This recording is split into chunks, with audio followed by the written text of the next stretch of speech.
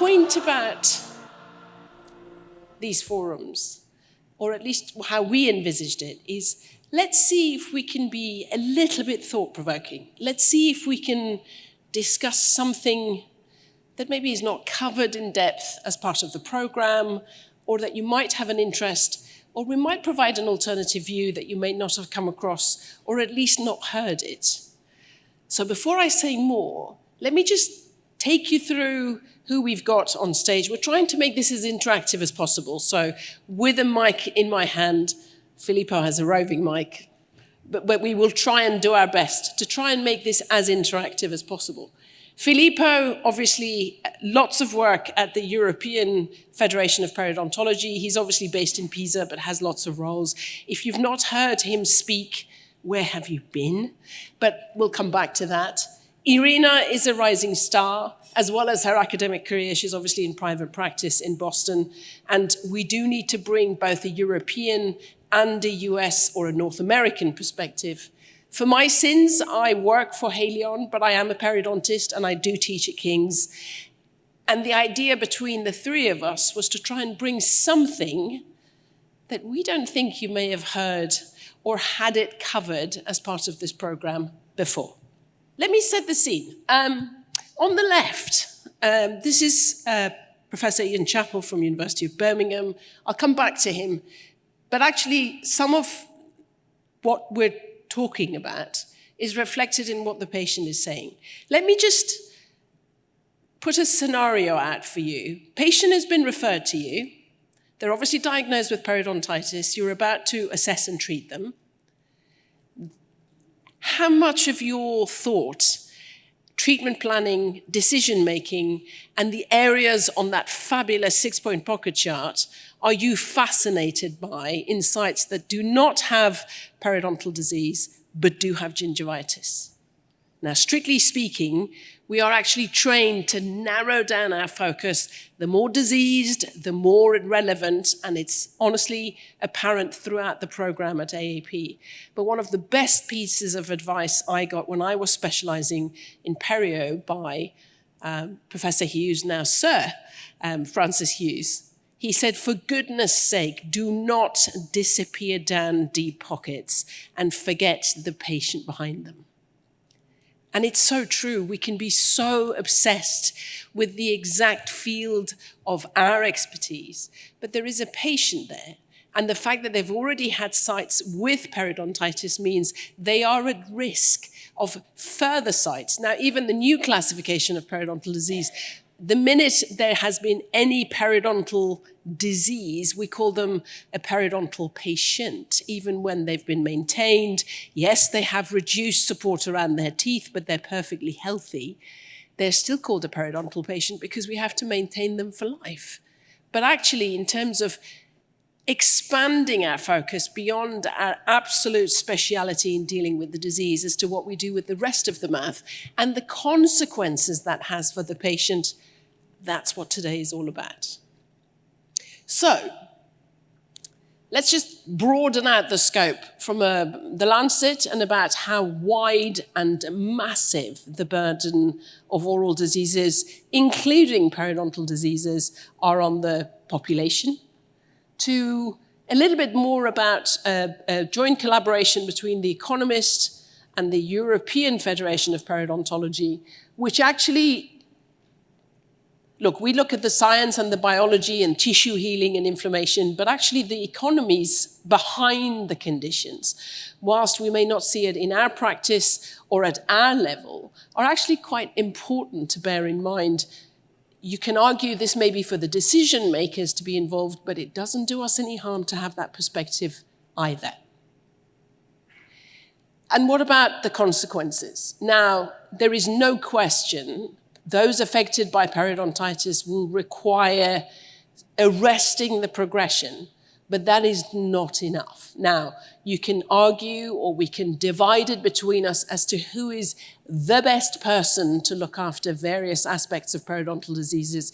But the idea for today, and Irina and I were having a conversation, and we were saying throughout the program, the only session that talks about this special G word, and it's not guided tissue regeneration, but it's gingivitis is this session.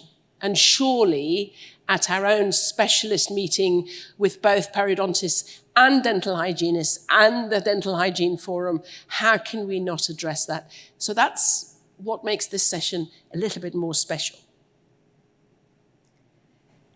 Before I hand over to Irina, just to say this is not a one-off and it's not just at the AAP. We had a symposium at the last European Federation of Periodontology conference, the Europerio, yes, with Filippo and with Ian Chappell. And we sort of started this conversation about actually, are we even doing enough research on gingivitis? Yes, we know the latest classification. Yes, there are lots to do beyond as further progression of disease, periodontal disease, as well as placing of implants. But do we actually understand? We still are not sure what is the tipping point.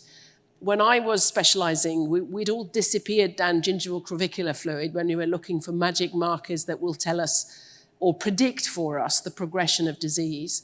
There's a hell of a lot more that we still could do, and it's actually really interesting. With regards to response, body response, inflammatory response, and the magic of the healing potential of gum tissue, there's so much more that actually we should have a look at. And on that note, I'm going to hand it over to Irina. Thank you. Thank you very much. Good afternoon, everybody. Thank you so much for the opportunity to be here. Today, as mentioned earlier, I try to share my experience from both private practice, but also from being involved with some of the students and residents, and some of the students are here to support, so thank you so much for coming.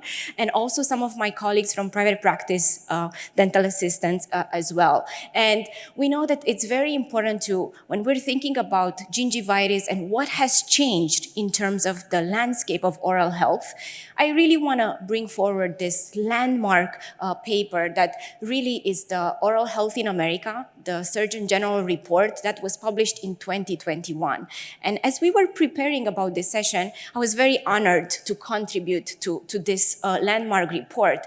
And as we were thinking, yes, we had some other papers where we talked about plaque control, but I really wanted to choose one of the contributions, and I felt this landmark report that I didn't have a chance to speak about it in terms of the perio session was something that I think will bring us awareness in terms of where are we as a profession in terms of oral health in America, and what is the role of a periodontist when we're looking at that.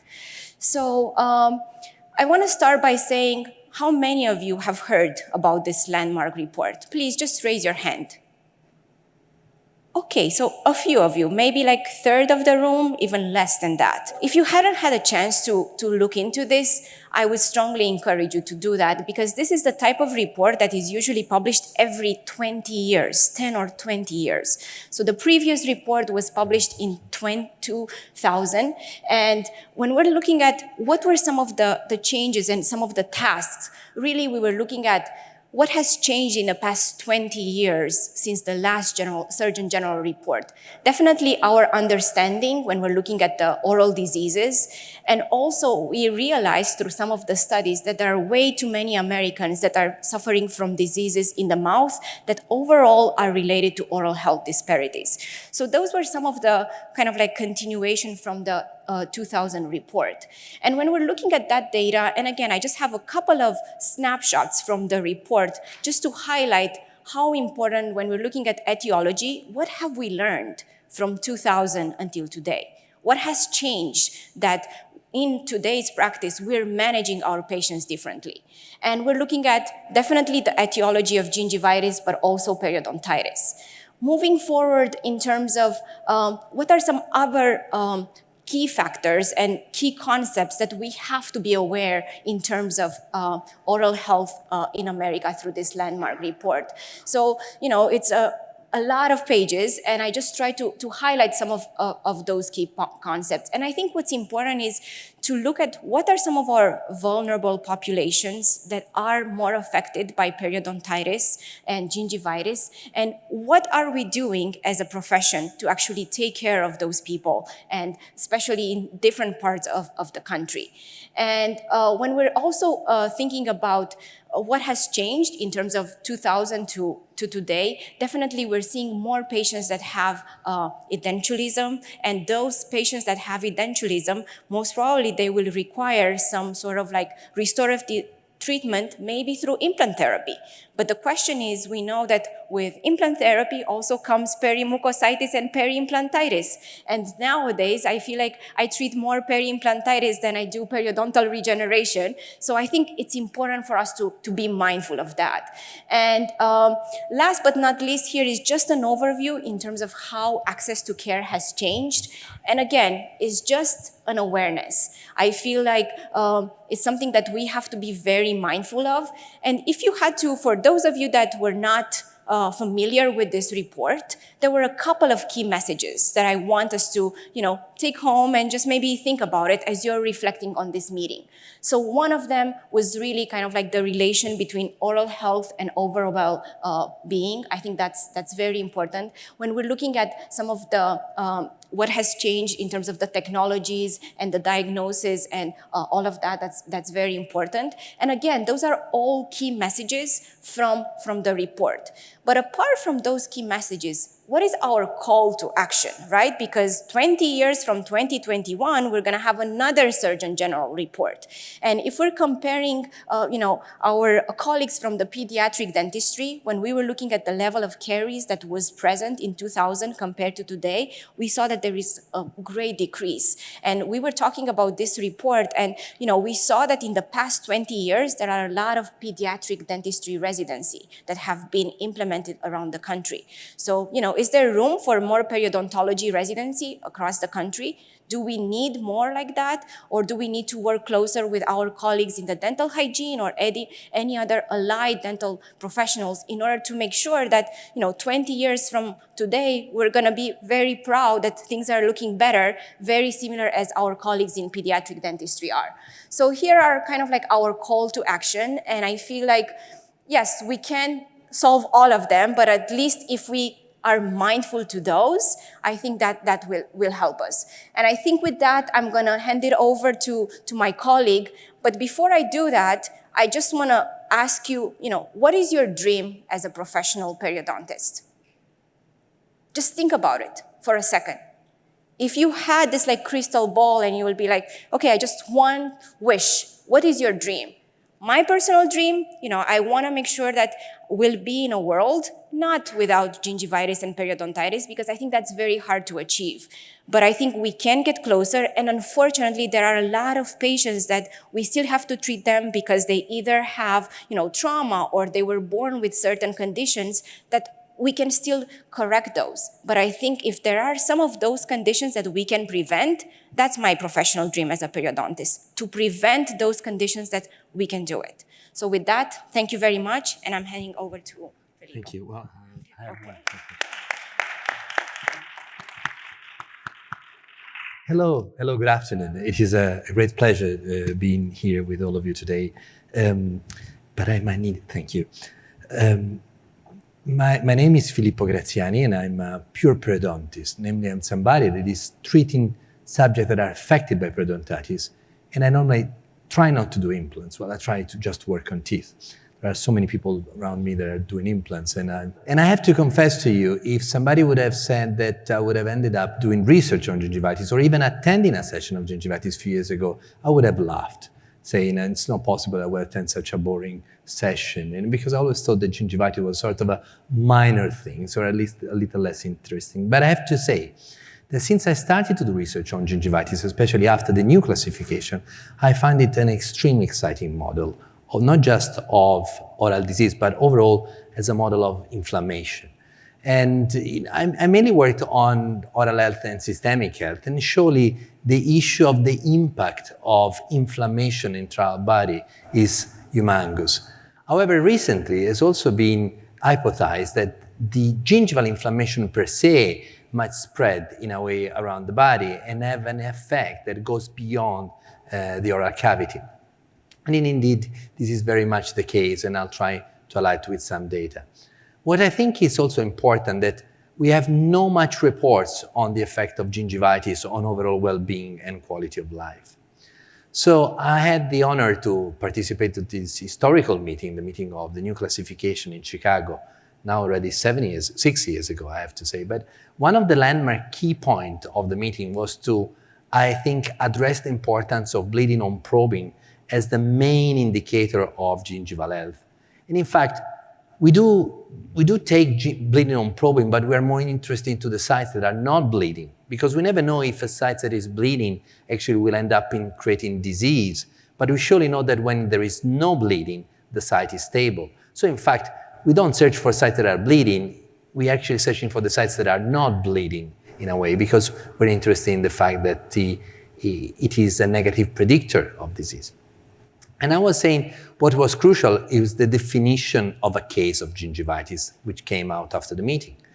The capability to say to somebody, you have a problem, you have gingivitis, versus somebody that maybe has just bleeding of 7%, which means that has gingival inflammation, but no gingivitis, is crucial. Because this misunderstanding between what gingivitis is and gingival inflammation actually daunted all the literature in terms of clinical trial.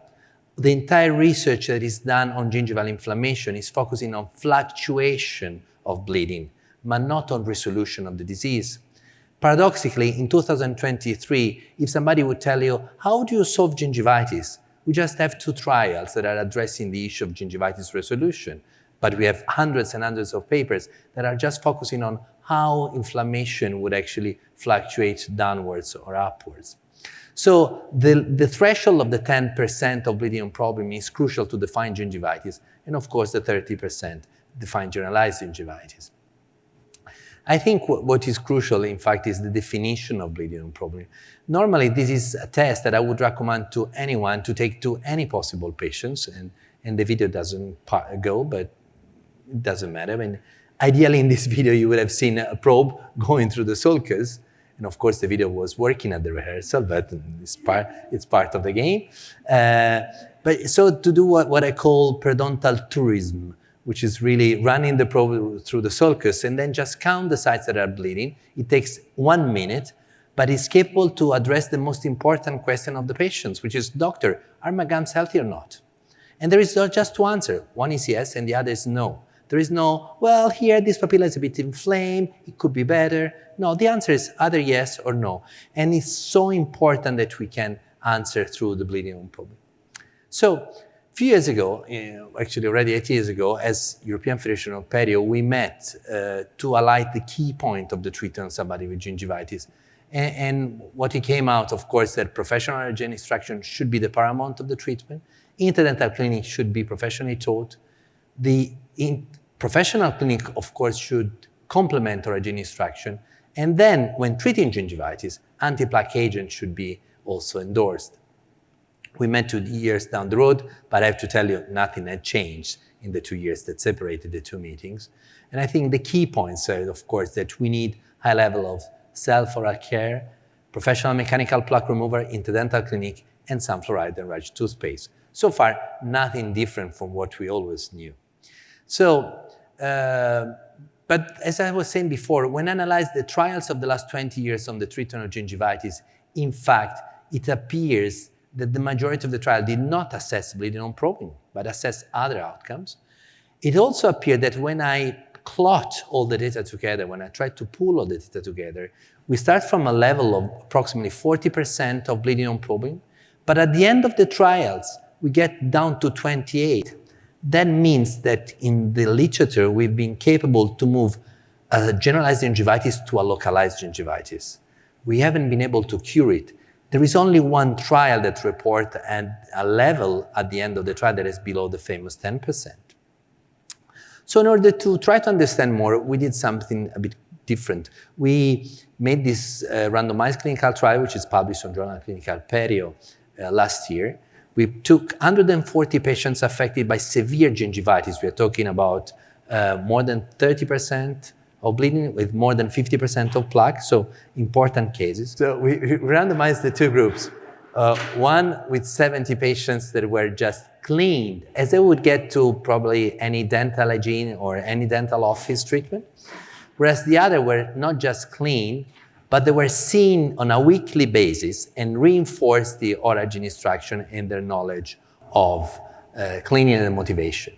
So the idea was to try to focus on the disease resolution, namely the number of cases that at the end of the trial were below the famous 10%. So what we did was count the subject with disease resolution, count the subject with what we call gingivitis conversion, moving from generalized gingivitis to localized, but even address the unsolved cases, so the one that despite the treatment still present gingivitis at the end. Moreover, because we had such a large samples, we also collect blood samples and some parameter of quality of life, such as psychometric testing. So what it came out that, of course, there is an important reduction of plaque and bleeding before and after, is in the test group, but not obviously in the control group. But as I said, these are just fluctuation. When it comes to the understanding of the important data, the dichotomous data, and we go and see how many people were actually cured by gingivitis, you would see that the test group had the 90% cured versus the 7% in the control group, which implies that just going to the dentist and having the teeth clean will not solve your gingivitis. Only the 7% after a month won't have that gingivitis back. And I think this is pretty important.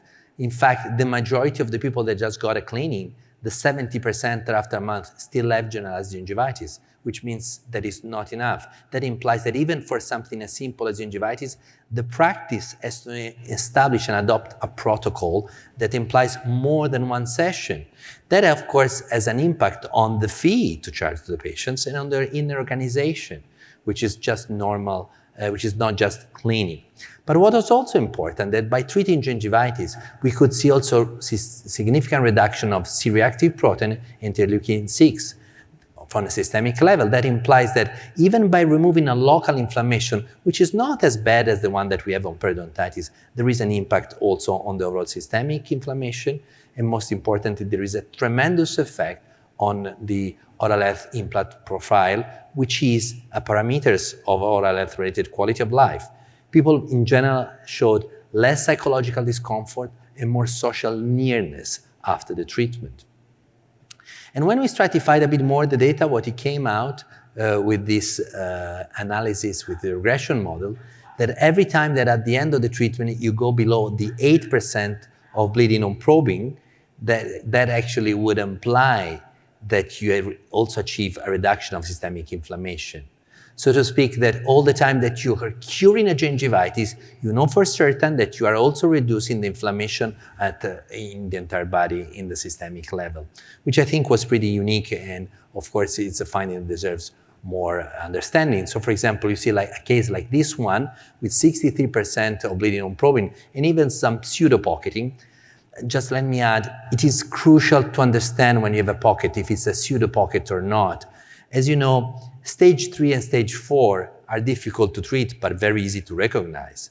But the understanding of what is a stage 1 and what is a gingivitis is fundamental, because they both have pockets of 4 and 5, but on one you would instrument. The other one you're not going to instrument, because when you are actually instrumenting subgingivally, you're actually scraping the enamel. That's why it's so important to understand when you have a gingivitis with pseudopocket versus a stage 1 at the initial phase. And the reason why stage 1 was brought forward was in fact to make sure that there was a detection. I think my time was over, yes. There was a detection of the moment that attachment was lost. 50 seconds. So you see the case, this classical case with important inflammation, and the case at the end of the treatment, moving from 63% to 1% of bleeding. So the gingivitis was cured. So treatment of gingivitis is of most important because it's really the first line that we have in the prevention of periodontitis. But fluctuation of gingival inflammation is not treating gingivitis. Only cases that goes below the 10% are actually cured. unfortunately, we have a tremendous lack of knowledge, and something I would never expect to say, but in 2023, we know so little about treating gingivitis, because after all this trial, we need now to establish in which way we can get fast and down below the 10%. So thank you very much for your attention.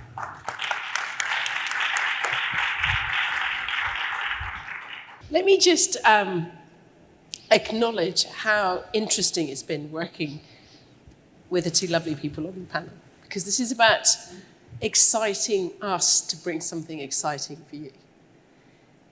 I'm just going to summarize, because then I want to hear their reflections.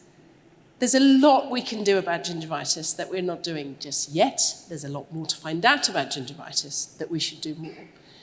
Looking after patients, it doesn't matter who does it, but remember, even if it's not us personally in our own practices doing it, we have a very big influence. In fact, Filippo has just come back with a big European Federation and AAP members discussion on the future education in periodontology. And there's something about understanding the patients. Yes, we may have the details of their 6-point pocket chart, but the human being behind it, that is actually what we need to work on. And let's do this together. It doesn't have to be isolated or geographically confined or confined to particular groups. We can do this together. But before we finish off, and I'm going to leave you with a bit more information with regards to what the lovely team on the Parodontax stand are going to be doing, I'm going to ask this lovely panel what their reflections are and what would they want to be the key message that you take back, and what would they like you guys to remember from today's session? Should we start with you?